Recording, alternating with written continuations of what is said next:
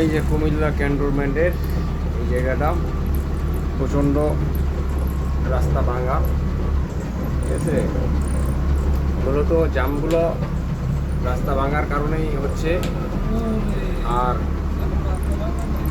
গাড়ির পাতি ভাঙতেছে, বিভিন্ন ধরনের পার্সপাতি সমস্যা হচ্ছে। যে দেখেন গাড়িটা কীরকম করে যাচ্ছে, কত বড় বড় গর্ত, ঠিক আছে।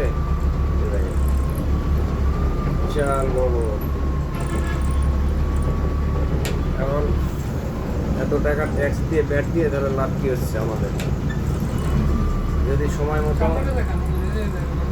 মতো যদি আমাদের গাড়ি আমরা যদি গন্তব্যে নাই পৌঁছে দিতে পারি, তাহলে কত ক্ষতি, মাল নষ্ট হয়ে যাচ্ছে, মানুষের ব্যবসা বাণিজ্যের সময় নষ্ট হচ্ছে, চাকরিজীবীদের কত সমস্যা দেখছেন পুরা।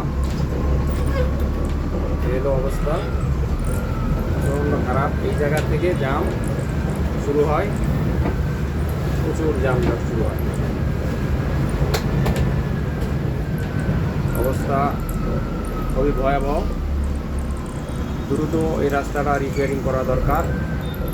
খুব তাড়াতাড়ি যদি উদ্যোগ না নেওয়া যায় তাহলে দেশের রাজস্ব খাতে অনেক ক্ষতি।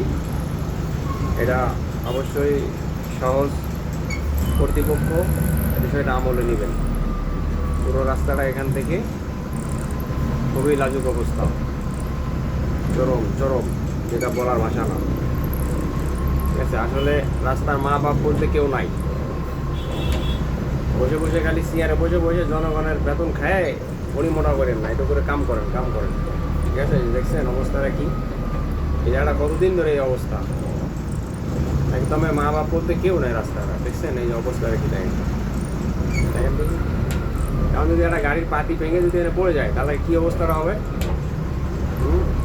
হ্যাঙ্গার ম্যাঙ্গার সব ছুটে যায় এই জায়গাগুলো, দেখছেন অবস্থাটা কি পুরো একদম ইন্না নিল্লা, ঠিক আছে।